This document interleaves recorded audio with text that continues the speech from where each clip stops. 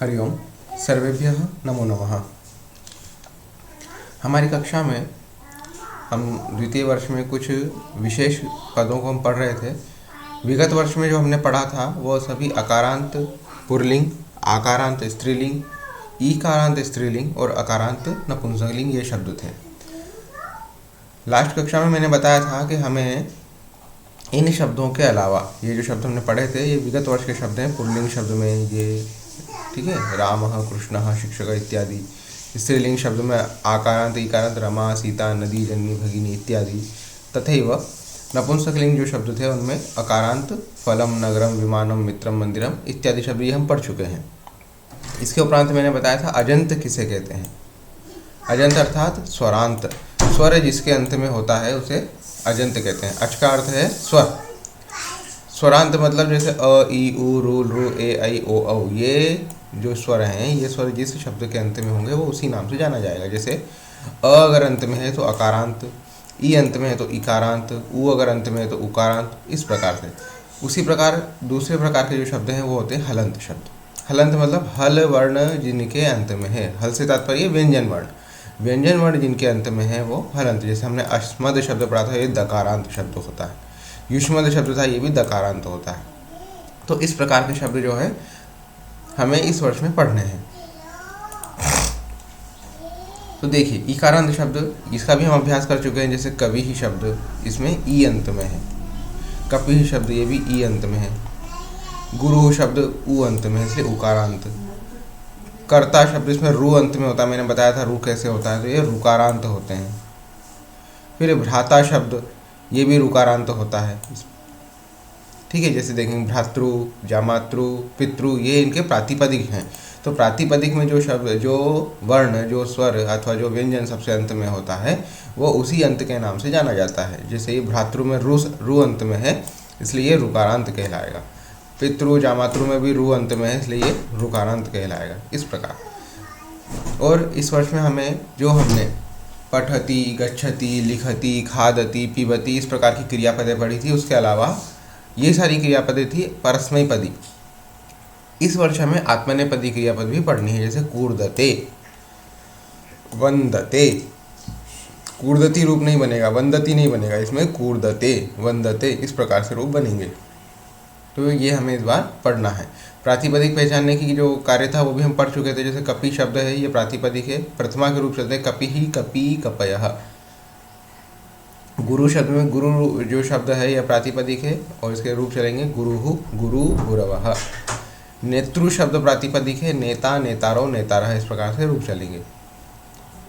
ठीक है, इसके उपरांत आप देखेंगे यहाँ पे दधी, दधीनी, दधीनी ऐसा रूप बना हुआ है। अब दधी जो है वो तो इकारांत शब्द है, दिखने में इकारांत आपको नजर आ रहा है इसमें, है ना। तो इकारांत शब्द होने के बावजूद भी, इकारांत शब्द है फिर भी दधी, दधी, दधयः ऐसा रूप नहीं बना। ऐसा बन सकता था इकारांत, जैसे कपि था, हरि शब्द था, हरि ही, हरि, हरयः, कपि ही, कपि, कपयः। उसी प्रकार दधी ही, दधी, दधयः ऐसा रूप बनना चाहिए था, लेकिन क्यों नहीं बना? क्योंकि ये जो हमने रूप पढ़े हैं, ये कपि, कपि, कपयः जो आपने रूप पढ़े हैं ये रूप है पुल्लिंग के, और ये दधी जो है ये नपुंसकलिंग का रूप है। यहाँ देखिए इत्यत्र दधी वारी इति शब्दयोः अंतिम वर्णः यद्यपि कपि, हरि इति इत्यादीनाम् अंतिम वर्ण इव समानः इकारः तथापि रूपाणि भिन्नानि भवन्ति। यतो हि कपि, हरि इत्यादयः शब्दाः पुल्लिङ्गाः सन्ति, दधी, वारी इत्यादयः शब्दाः च नपुंसकलिङ्गाः सन्ति। उभयोः लिङ्गभेदात् रूपभेदः भवति। क्या लिखा हुआ है? उभयोः लिङ्गभेदात् रूपभेदो भवति। ठीक है, तो ये जो है ये नपुंसक लिंग के रूप हैं। ये जो शब्द हैं ये नपुंसक लिंग में बनते हैं, इसलिए इनका रूप जो है नपुंसक लिंग के अनुसार चलेगा, ना कि पुल्लिंग के अनुसार। ठीक है, तो दधी, दधीनी। अब हम आगे जब नपुंसक लिंग पढ़ेंगे तब ये आएगा, लेकिन हमें इसको यहाँ समझाने का कारण ये है कि हम भ्रमित ना हो, हमें पता होना चाहिए कि कौन सा शब्द किस लिंग में है। तो वो धीरे धीरे हम अभ्यास करेंगे, अभ्यास से ऑटोमेटिक हमें ज्ञान हो जाएगा। जैसे विगत वर्ष में भी हमें बहुत सी चीज़ें थी ऐसी जिनका हमें मालूम नहीं था ये कौन से लिंग में होती है, कैसे होती है, लेकिन हमें अभ्यास किया, अभ्यास करते करते हमारा सब क्लियर हो गया। अवधेयम यस्य यस्य शब्दस्य लिंगम समानम अंतिम वर्णः च समानः भवति तस्य तस्य शब्दस्य रूपम प्रायेण समानम भवन्ति। जिस जिस शब्द के लिंग समान होता है और अंतिम वर्ण समान होता है, उसके उस शब्द के प्रायः मतलब अधिकतम लगभग रूप भी उसके समान ही होते हैं। अतः रूप सादृश्य से कारणम अंतिम वर्ण लिंगम च भवति। इसलिए रूप सादृश्य का कारण जो है वो क्या होता है, अंतिम वर्ण और लिंग होता है। जैसे दो शब्द हैं, दोनों शब्दों के लिंग भी समान है, एक ही लिंग के हैं, और जो उनका अंतिम वर्ण है स्वर अथवा व्यंजन जो भी है वो भी समान है, तो वो दोनों चीज़ें समान होने की वजह से उनके रूप भी समान होंगे। जैसे एक कपि शब्द है और एक हरि शब्द है, दोनों में अंतिम वर्ण जो है ऋस्व इकार होता है, दोनों ही शब्द जो हैं वो पुल्लिंग में होते हैं, इसलिए उनके रूप भी समान होते हैं। जैसे कपि ही कपि कपयः, हरि ही हरि हरयः। ठीक है, इस प्रकार।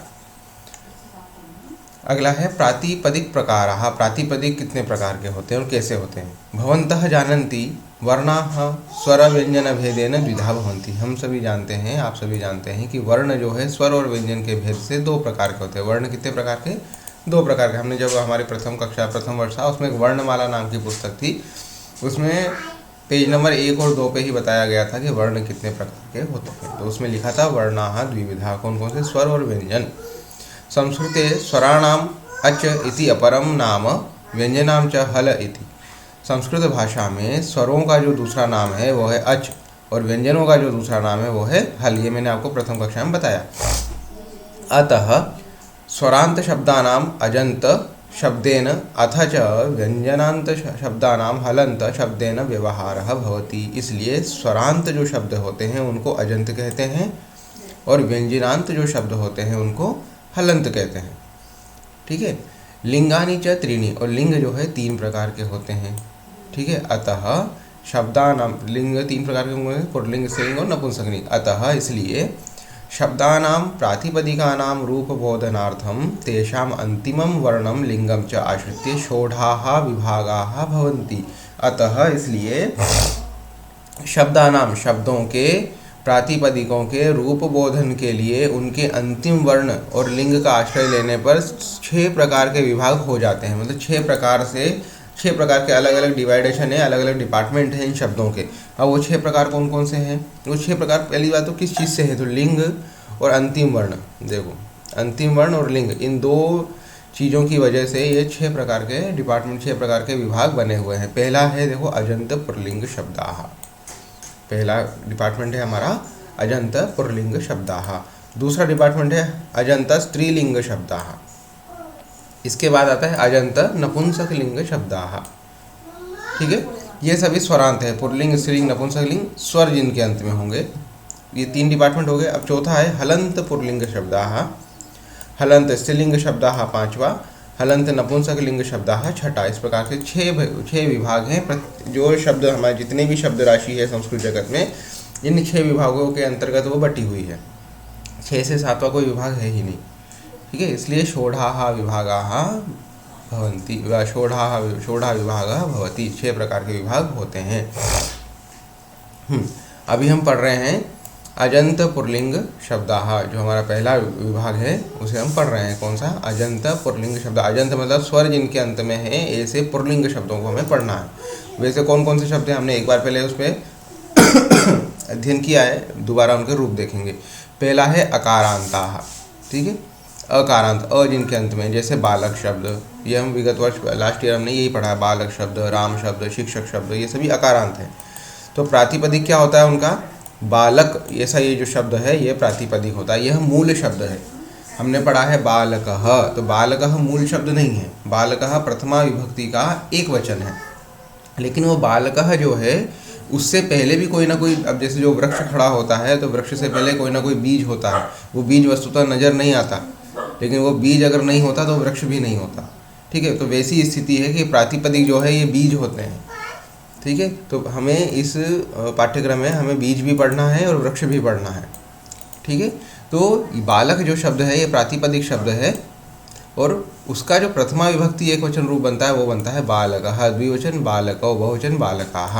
ये हमने पढ़ा है, बालकः, बालकौ, बालकाः हैं, शिक्षकः, शिक्षकौ, शिक्षकाः, छात्रः, छात्रौ, छात्राः। तो इस प्रकार के हमने रूप पढ़े हैं।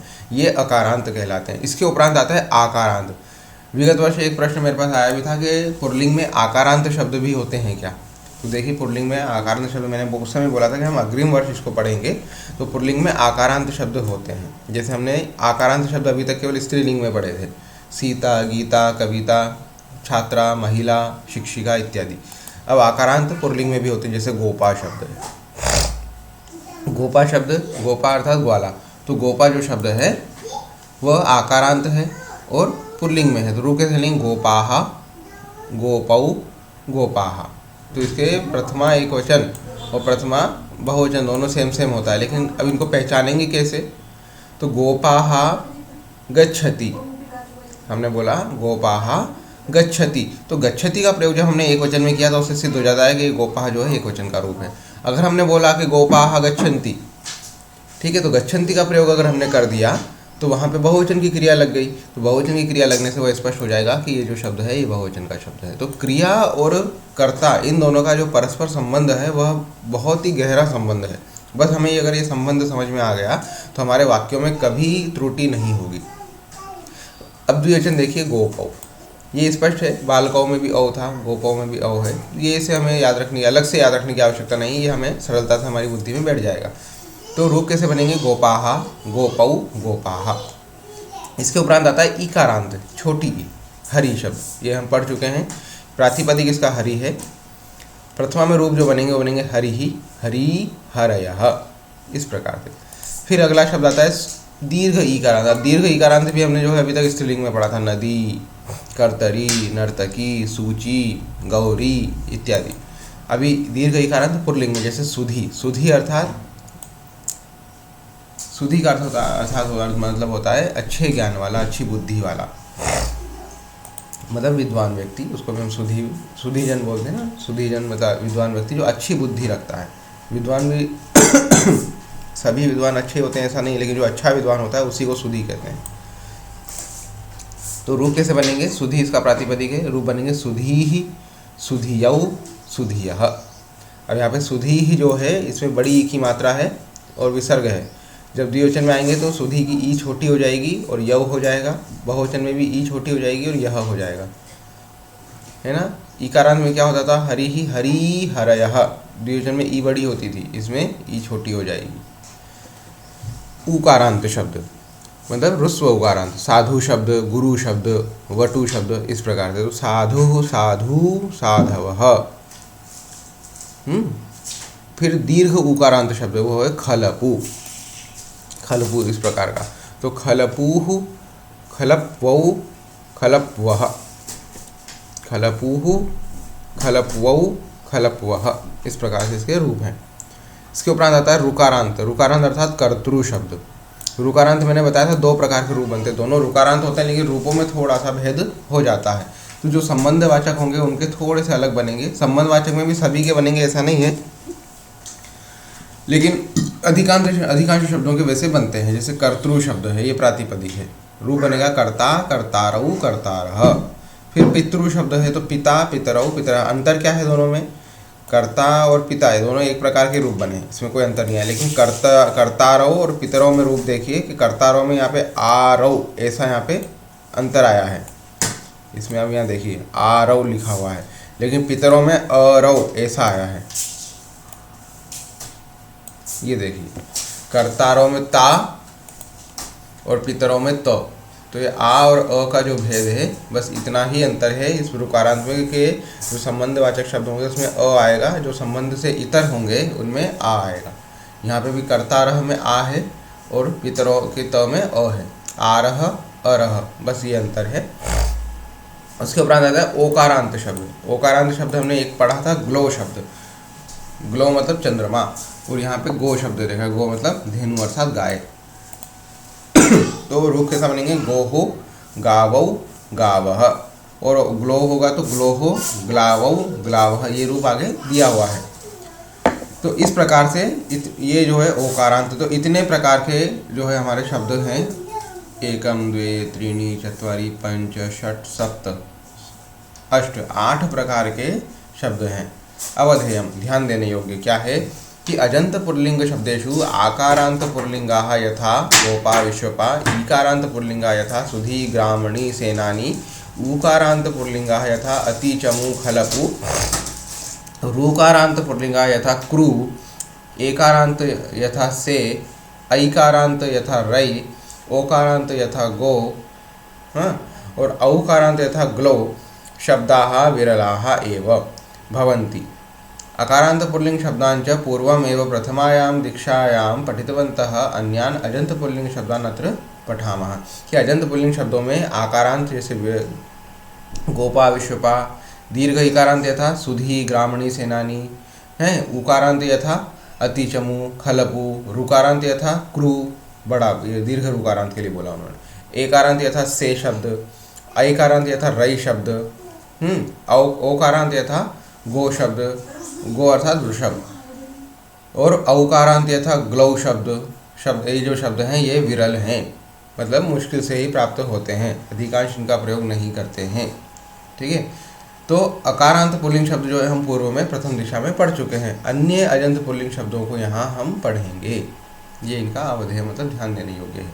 अब यहाँ पे क्या लिखा, अधो निर्दिष्टानाम पदानाम प्रातिपदिकम लिखति, ये इसका अभ्यास आपने हमारी विगत कक्षा में भी किया था, इसलिए हम अधिक समय इसमें नहीं लेंगे, ये उसी प्रकार से होगा। इसमें भी हमें पदों का प्रातिपदिक लिखना है।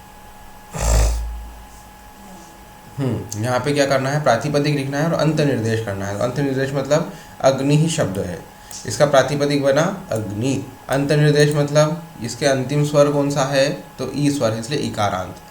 कवि ही शब्द है, इसका प्रातिपदिक कवि हो जाएगा, अंत निर्देश कवि, ईकारांत।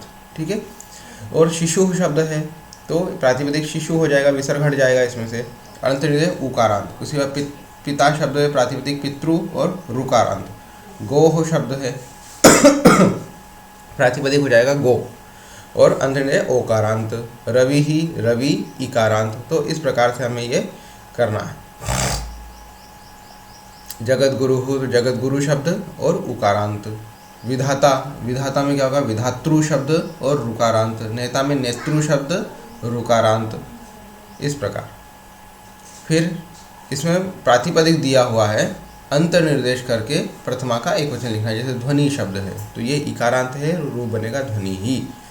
ठीक है, उसी प्रकार अरि अरिही, तरुहु तरुहु। जेतृ शब्द ये रुकारांत है, फिर जेता ऐसा रूप इसका बनेगा। व्याधि, भर्तृ शब्द है तो भर्ता रूप बनेगा। हंतृ हंता, हर्तृ हर्ता, स्मर्तृ स्मर्ता, पितृ पिता। रिक्त स्थानानि पूरयत, रिक्त स्थानों की पूर्ति करना है। कैसे, ऋषि ही ध्यायति, ऋषि ध्यायतः, ऋषयः ध्यायन्ति। यति ही वसति, यति वसतः, यतयः वसन्ति। ये पूरा एक सेगमेंट है यहाँ।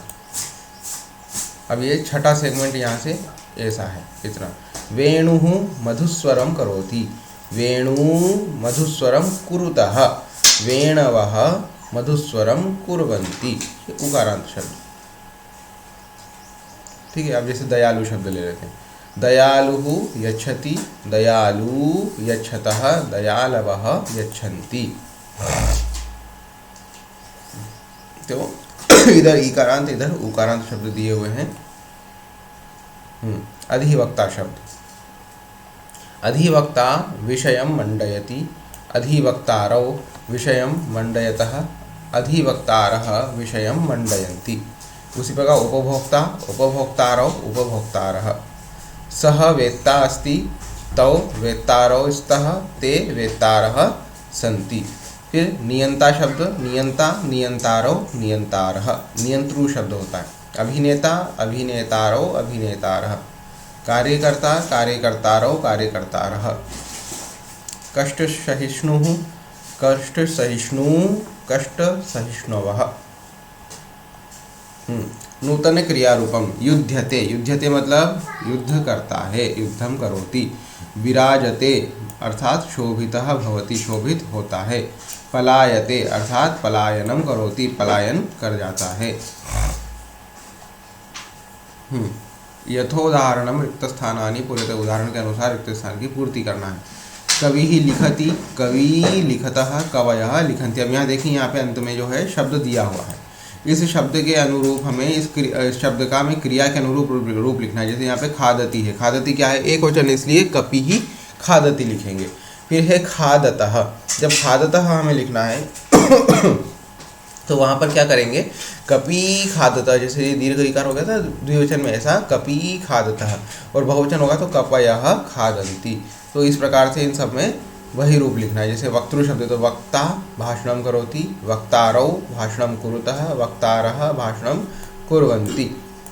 ठीक है, ये छठा जो है हमारा, इसमें वक्तृ शब्द है। आगे बाकी कोई कठिन नहीं है। आएगा अध्येतृ शब्द हम देख लेते हैं। अध्येतृ, अध्येता पठति, अध्येतारौ पठतः, अध्येतारः पठन्ति। बाकी बंधु शब्द है, उकारांत है। बंधुः आगमिष्यति, बंधु आगमिष्यतः, बंधवः आगमिष्यन्ति, या बांधवः जो रूप है वो भी बनता है।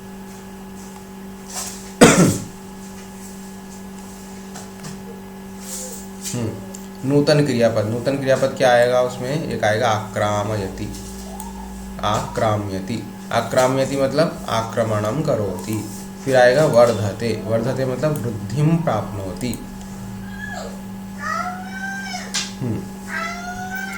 रिक्त स्थान की पूर्ति के लिए, मतलब रिक्त स्थानानि पूरयत, क्या करना है, भूमौ भवति, किम भवति, निधि ही भूमौ भवति। अब यहाँ देखो, ये जो क्रियापद है, हमें इस क्रियापद को ध्यान से देखना है, ये कौन सी स्थिति में है। स्थिति से मतलब ये प्रथमा जो है एक वचन है, द्विवचन है या बहुवचन है।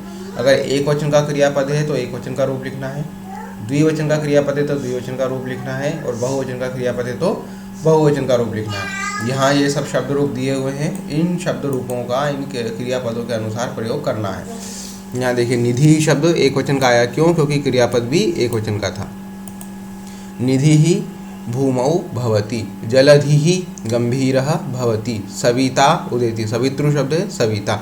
गणपति ही विघ्नम निवारयति, यहाँ सब एक वचन की क्रियापद, इसलिए एक वचन के रूप आ जाएंगे। यहाँ देखिए द्विवचन है, पशु वने चरतः, भ्रातरौ श्लोकम पठतः, प्रभु रक्षतः, द्विवचन रक्षतः, वहतः, गो का क्या होगा, गावौ, गावौ शकटम वहतः, अली गुंजतः, तो अली अली अली गुंजतः, अली मतलब भ्रमर। भूपति, दीर्घ हो जाएगा, भूपति राज्यम पालयतः। ठीक है, नेता, यति छोड़ दीजिए, वो आप कर सकते हैं इकारांत है। नेतृ शब्द तो नेता, नेतारौ, तो नेतारौ भाषणम कुरुतः। शिशु, पिबतः, पिबतः द्विवचन इसलिए शिशु क्षीरम पिबतः। तो इस प्रकार से हमें करना है। शृणुतः, श्रोत्रः, श्रोतृ शब्द है, श्रोता श्रोतारौ, श्रोतारौ गीतम शृणुतः। तो इस प्रकार। फिर यहाँ पे क्या हो गया, यहाँ पे आएगा उसका बहुवचन, अभियंतारः कार्यम कुर्वन्ति, अरयः आक्रमणं कुर्वन्ति, दातारः दानं कुर्वन्ति, गिरयः उन्नताः, योद्धारः युध्यन्ते, कवयः सम्मानिताः। इस प्रकार यहाँ पर भी क्या करना है, यथोचित रिक्त स्थानानि पूरयतु, स्थान के अनुसार रिक्त स्थान की पूर्ति करनी। जैसे यहाँ पे बहुवचन है इसलिए जलधयः। फिर स्फुरतः द्विवचन है, बाहु बाहु स्फुरतः। वर्धन्ते, वर्धन्ते क्या है, बहुवचन है इसलिए तरुः तरु तरवः, तरवः अरण्य वर्धन्ते। इस प्रकार इसके बाद आज हमें एक पाठ पढ़ना है। इस पाठ का नाम है स्वाध्यायान मा प्रमादः। स्वाध्याय से प्रमाद नहीं करना चाहिए या मत करो, ऐसा है। स्वाध्याय से प्रमाद मत करो। ये किस पर आधारित है, ये अजंत पुल्लिंग शब्दों पर आधारित है। ये जो पाठ है इसका मूल उद्देश्य है अजंत पुल्लिंग शब्दों का प्रयोग हमें सिखाना। तो पाठ क्या है वो देखेंगे। समाजः परिवर्तनशीलः, समाज परिवर्तनशील है। सामाजिक व्यवस्था अपि समये समये परिवर्तते, सामाजिक व्यवस्था भी जो है वो समय समय पर बदलती रहती है। आधुनिकी शिक्षण व्यवस्था प्राचीन कालस्य शिक्षण व्यवस्थातः भिन्ना अस्ति। आधुनिक जो शिक्षण व्यवस्था है वो प्राचीन काल की शिक्षण व्यवस्था से भिन्न है। इदानीं प्रारंभिक माध्यमिक शिक्षार्थं विद्यालयाः, उच्च शिक्षार्थम उच्चतर शिक्षार्थम च महाविद्यालयाः विश्वविद्यालयाः च भवन्ति। अभी, इदानीं मतलब इस समय या अभी, प्रारंभिक और माध्यमिक शिक्षा के लिए विद्यालय और उच्च शिक्षा और उच्चतर शिक्षा के लिए महाविद्यालय और विश्वविद्यालय होते हैं। परंतु प्राचीन काले एतेषां सर्वेषां स्थाने गुरुकुलानि भवन्ति स्म। प्राचीन काल में इन सभी के स्थान पर क्या गुरुकुल हुआ करते थे, होते थे। घने अरण्ये सुरम्ये नदी तीरे जनशून्यासु पर्वतगुहासु च ऋषयः निवसन्ति स्म। घने वन में, सुरम्य नदी तीर पर, नदी के तट पर, और जनशून्य जहाँ पे लोग नहीं रहते हों ऐसी पर्वत की गुफाओं में ऋषयः निवसन्ति, ऋषि लोग निवास करते थे। तेषां निवासस्थानम आश्रमः इति नामना प्रसिद्धम आसीत्। उनका जो निवास स्थान था वो आश्रम के नाम से प्रसिद्ध था।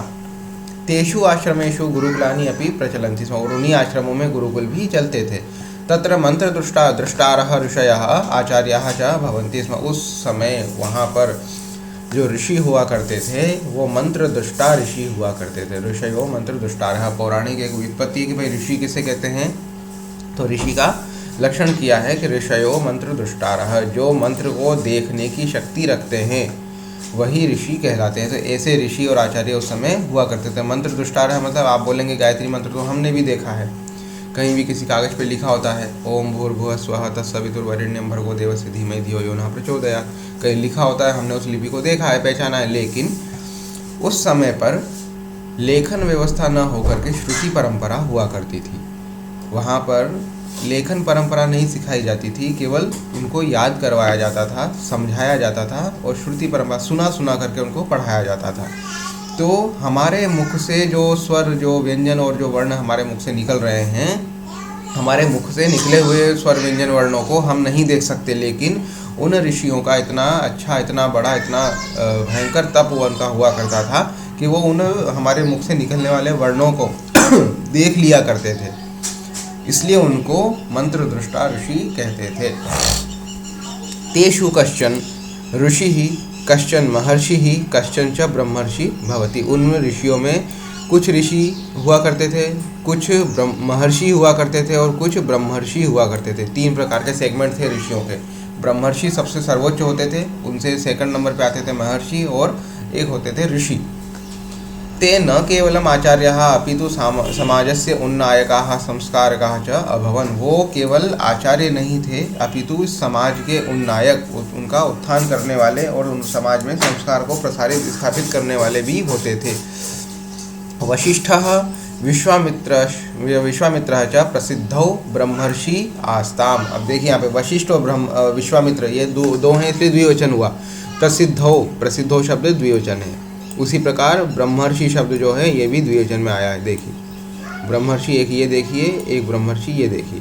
तो यहाँ ब्रह्मर्षि में छोटी की मात्रा है प्लस विसर्ग है, तो ये प्रथमा एक वचन है, यहाँ पर द्विवचन है। ब्रह्मर्षि, ऋषि, ऋषि, ऋषयः। उसी प्रकार ब्रह्मर्षि, ब्रह्मर्षि, ब्रह्मर्षयः। तो वशिष्ठः विश्वामित्रः च, यहाँ द्विवचन हो गया, 2 लोग हैं इसलिए।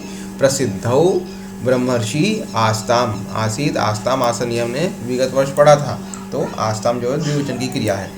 वाल्मीकि ही वेदव्यासः च महर्षि आस्ताम, यहाँ भी द्विवचन महर्षि। वाल्मीकि और वेदव्यास जो है दोनों महर्षि थे। तौ भारतस्य प्राचीनतमौ प्रसिद्धौ कवि अपि आस्ताम, वो दोनों भारत के प्राचीनतम सबसे पुराने प्रसिद्ध कवि भी थे। अनयोः वाल्मीकि ही आदि कवि ही आसीत, और इन दोनों में वाल्मीकि जो है वो आदि कवि हैं, थे। आसीत मतलब थे। इन दोनों में वाल्मीकि आदि कवि थे और ये दोनों जो है प्रसिद्ध कवि थे, हमारे भारत के सबसे पुराने, भारत के क्या है, विश्व के सबसे पुराने कवि हैं। सह आदि काव्यम रामायणम रचितवान। वाल्मीकि जो है सबसे आदि कवि हैं, इसलिए उन्होंने आदि काव्य रामायण की रचना भी की है। वस्तुतः भारतीय शिक्षण परंपरायाः किंचित वैशिष्ट्यम अस्ति। भारतीय शिक्षण परंपरा की का कुछ वैशिष्ट्य है। क्या है? शिशुः मातृगर्भे स्थितः संवर्धन कालतः एव शिक्षां प्राप्नोति। शिशु माता के गर्भ में स्थित संवर्धन काल से ही शिक्षा को प्राप्त करना शुरू कर देता है। अतः माता तस्य प्रथमः गुरु भवति, इसलिए माता उसकी प्रथम गुरु होती है। शिक्षा प्राप्त करना कैसे शुरू कर देता है कि जब हमारी महिलाएं गर्भवती होती हैं उस समय पे उनको विशेष कहा जाता है कि आप इसका स्तोत्र का पाठ कीजिए, या आप जो है इस प्रकार के पूजन अर्चन कीजिए। उनके अनेक प्रकार के उनके संस्कार आदि करवाए जाते हैं ताकि शिशु पर उसका पॉजिटिव इफेक्ट हो, उसकी बुद्धि अच्छी हो, उसके संस्कार अच्छे हों, तो इसलिए माता के गर्भ से ही शिशु की जो है शिक्षा प्रारंभ हो जाती है। जन्मांतरम पिता अन्ये च ज्येष्ठाः जनाः तस्य गुरवः भवन्ति। ठीक है, जन्म के बाद पिता और अन्य ज्येष्ठ लोग जो होते हैं वो उसके गुरु होते हैं। तो गुरवः बहुवचन, भवन्ति बहुवचन। हमें इस पाठ में ये जितने भी बोल्ड अक्षर हैं इन सभी पे ध्यान देना है, ये सभी हमारे कोर्स के शब्द हैं। एवं शिशुः बाल्यकाले गृहे एव प्राथमिकी शिक्षां प्राप्नोति। शिशु बाल्यकाल में घर में ही अपनी प्राथमिक शिक्षा प्राप्त करता है। यथा समयं तस्य उपनयन संस्कारः भवति, और उचित समय पर उसका उपनयन संस्कार किया जाता है। उपनयन उपनयनानन्तरं वटुः गुरुकुले प्रवेशम् अर्हति। उपनयन संस्कार के बाद वटु अर्थात बालक, पढ़ने के लिए योग्य, पढ़ने के लिए उपयुक्त जो बच्चा है, बालक है, उसे कहते हैं वटु, गुरुकुल में प्रवेश करता है। ते च वटवः ऋषीणां मार्गदर्शनेन स्वविषये निष्णाताः भवन्ति। और वो सभी जो वटु हैं, बच्चे हैं, बालक हैं, वो ऋषियों के मार्गदर्शन में अपने अपने विषय में निष्णात होते हैं, पारंगत होते हैं, निपुण होते हैं। गुरुकुलस्य वातावरणं शांतिप्रदं भवति। गुरुकुल का वातावरण शांतिप्रद होता है। आश्रमं परितः विविधाः वृक्षाः लताः च शोभन्ते। आश्रम के चारों ओर, परितः मतलब चारों ओर, मैंने लास्ट ईयर आपको पढ़ाया था, अभितः परितः ये शब्द पढ़ाए थे। तो परितः मतलब चारों ओर, विविध मतलब बहुत सारे, वृक्षाः लताः च शोभन्ते, वृक्ष और लताएं होती हैं। तत्र हरिणाः मयूराः अन्येपि च वन्यजन्तवः स्वच्छन्दं भ्रमन्ति। तत्र मतलब वहाँ हिरण, मयूर आदि अन्य और भी अन्य वन्य जंतु स्वच्छंद रूप से भ्रमण करते हैं। तत्र गावः अपि भवन्ति, वहाँ पे गायें भी होती है।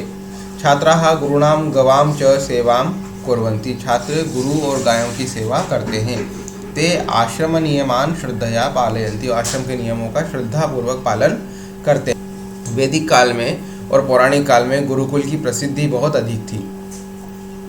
न केवलं राजपुत्राः किंतु ऋषिपुत्राः श्रमिकपुत्राः अपि गुरुकुले पठन्ति स्म। केवल राजपुत्र ही नहीं, ऋषिपुत्र, श्रमिक पुत्र भी गुरुकुल में पढ़ते थे। ते गुरुकुलात् सर्वविधां शिक्षां प्राप्य राष्ट्रस्य आदर्श नागरिकाः भवन्ति स्म। और गुरुकुल में शिक्षा प्राप्त करके राष्ट्र में आदर्श नागरिक होते थे।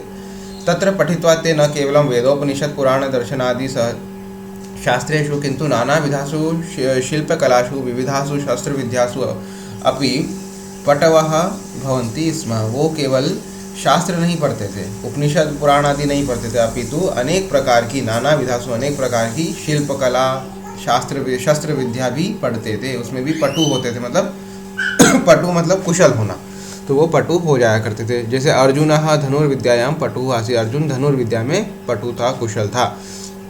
भीम दुर्योधनः च गदा विद्यायां पटुः आस्ताम्। भीम और दुर्योधन गदा विद्या में पटु था। कौरव पांडवानां गुरुः द्रोणाचार्यः एकलव्यस्य अपि गुरुः आसीत्। कौरव और पांडवों के गुरु द्रोणाचार्य एकलव्य के भी गुरु थे। परंतु एकलव्यः गुरुकुले न पठितवान्। एकलव्य गुरु में नहीं पढ़ा। द्रोणाचार्य से प्रतिकृति ही एव तस्य गुरुः आसीत्। द्रोणाचार्य की प्रतिकृति, उनकी मूर्ति, उनकी प्रतिमा ही उसकी गुरु थी। गुरुकुले पठित्वा कश्चन नेता भवति। गुरुकुल में पढ़कर कोई नेता बनता है। कश्चन वक्ता भवति, कोई वक्ता बनता है। कश्चन च योद्धा भवति, और कोई योद्धा बनता है। संदीपनी महर्षेः गुरुकुले पठित्वा कृष्णः बलरामः च योद्धारो अभवताम्। संदीपनी ऋषि के गुरुकुल में पढ़कर कृष्ण और बलराम योद्धा हुए। तो वक्तारो नेतारो अपि अभवताम्, और वो वक्ता और नेता भी हुए। तस्मिन् गुरुकुले दरिद्रः सुदामा अपि अपठत्। उसी गुरुकुल में दरिद्र सुदामा भी पढ़ा। कृष्णः सुदामा च बंधु आस्ताम्। कृष्ण और सुदामा मित्र थे, बंधु थे। तयोः मैत्री इतिहास प्रसिद्ध अस्ति। और उन दोनों की मैत्री जो है वो इतिहास में प्रसिद्ध है। अनेन स्पष्टं भवति यत् गुरुकुले भूपतेः दरिद्रस्य च सूनवः सार्धमेव पठन्ति स्म। इससे स्पष्ट होता है कि गुरुकुल में भूपति अर्थात राजा और दरिद्र अर्थात मतलब गरीब व्यक्ति, दोनों के ही सूनवः मतलब पुत्र साथ में पढ़ते थे। तेषां मध्ये समानता आसीत्। उनके मध्य समानता थी। उच्च नीच भावस्य तत्र सर्वथा अवकाशः न आसीत्। ऊंच नीच के भाव का वहाँ पे अवकाश भी नहीं था, मतलब कि स्थान ही नहीं था। सौहार्दपूर्णे वातावरणे स्थित्वा छात्राः विविध विद्यानां वेत्तारः भवन्ति स्म। सौहार्दपूर्ण वातावरण में रहकर छात्र विविध प्रकार की विद्याओं में वेत्ता मतलब कि कुशल, निष्णात होते थे। प्राचीन काले की शिक्षा केवलम गुरुकुलम यावत सीमिता न भवति स्म। प्राचीन काल की जो शिक्षा थी वो केवल गुरुकुलों तक सीमित नहीं थी। गुरुकुलात् प्रतिनिवृत्य गृहस्थाश्रमं प्राप्य अपि स्नातकाः आजीवनं स्वाध्याये निरताः भवन्ति स्म। गुरुकुल से निकलकर गृहस्थ आश्रम में प्रवेश करके लोग स्नातक और आजीवन स्वाध्याय में निरत हुआ करते थे। अतएव समावर्तन समारोह गुरु उपदिशति स्म। इसलिए जब उनका समावर्तन होता था, मतलब जब गुरुकुल से उनको भेजा जाता था, उस समय गुरु उनको उपदेश देते थे। क्या? सत्यम वद, धर्मम चर, स्वाध्यायान माँ प्रमदः। सत्य बोलो, धर्म का आचरण करो और कभी भी स्वाध्याय से प्रमाद मत करो। सुभाषितम किम किम न साधयति कल्पलतेव विद्या। विद्या जो है वो कल्पलता के समान होती है और वो क्या क्या सिद्ध नहीं कर सकती। मतलब अगर हमारे पास विद्या है तो वो क्या नहीं दे सकती, सब कुछ देने के उसमें सामर्थ्य है, क्योंकि वो कल्पलता के समान। कल्प तरु के बारे में आपने सुना है, उसमें उनसे जो मांगो वो मिल जाता है। उसी प्रकार विद्या जो है वो कल्पलता है। विद्या का एक बार आप जो है आश्रय ले लीजिए तो सब कुछ सिद्ध होना संभव है। विद्या धनम सर्वधनम प्रधानम। सभी धनों में विद्या रूपी जो धन है वो सबसे अधिक प्रधान है। रम्या रामायणी कथा। रामायण की कथा अत्यंत रमणीय है। स्वाध्यायो अध्येतव्यः। स्वाध्याय का हमेशा अध्याहार करना चाहिए, अध्ययन करना चाहिए। अभ्यासः। अब हमें अभ्यास में क्या करना है? कोष्ठकस्थ रूपेषु उचितम रूपम चित्वा रिक्त स्थानानि पूरयत। कोष्ठक में दिए हुए रूपों को में से एक उचित रूप चुनकर यहाँ लिखना है। आश्रमे निवसन्ति स्म। अब देखिए, अगर हमें एक ऐसे ढूंढने जाएंगे तो हमें पाठ में से ढूंढना पड़ेगा कि भाई कहाँ पंक्ति है। इसलिए अच्छा है हमें क्रियापद पता होना चाहिए। निवसन्ति, निवसन्ति मतलब कहाँ का रूप है? ये बहुवचन का है, तो बहुवचन के साथ हमेशा बहुवचन का कर्ता आता है। तो ऋषि ही एक वचन, ऋषि बहुवचन और ऋषयः बहुवचन, इसलिए आश्रमे ऋषयः निवसन्ति स्म। वशिष्ठः विश्वामित्रः च आस्ताम्। आस्ताम् मतलब द्विवचन, तो ब्रह्मर्षि आस्ताम्। गुरुकुले पठन्ति स्म। पठन्ति मतलब बहुवचन, तो वटवः पठन्ति स्म। तो इस प्रकार से हम क्रियापद अगर हमें आता है, क्रियापद की हमें प्रकृति पता है कि ये कहाँ का क्रियापद है, कौन से वचन का है, तो उसके अनुरूप हम यहाँ पर शब्दों का चयन कर सकते हैं। उसी अनुरूप अगर कहीं पे जैसे शब्द दिया हुआ है और क्रियापद हमें लिखना है तो हमें शब्द की प्रकृति पता होनी चाहिए कि वहाँ पे कर्ता जो शब्द है वो कौन से वचन का है। एक वचन, द्विवचन, बहुवचन। अगर वो एक वचन का है तो एक वचन की क्रिया, द्विवचन का है तो द्विवचन की क्रिया और बहुवचन का है तो बहुवचन की क्रिया हम लिख सकते हैं। इसके उपरांत एक वचन, द्विवचन और बहुवचन के जो शब्द हैं उनको छाँट करके इसमें लिखना है, ये टेबल में से। फिर प्रथमा प्रथमा का द्विवचन और बहुवचन रूप लिखना है। ये हम अभ्यास कर चुके हैं। कवि ही कवि कवयः, ऋषि ही ऋषि ऋषयः, मुनि ही मुनि मुनयः, शिशु शिशु शिशवः। इस प्रकार से तो यहाँ पर हमारा आज का अध्यापन पूर्ण होता है। अग्रिम जो हमारा टॉपिक रहेगा वो है प्रथम स्तवक का द्वितीय पाठ। उसका नाम है अजंत स्त्रीलिंग शब्दाः। अभी हमने अजंत पुल्लिंग शब्द पढ़ा है, अब हमें स्त्रीलिंग शब्द पढ़ना है। अस्तु तावत् नमो नमः।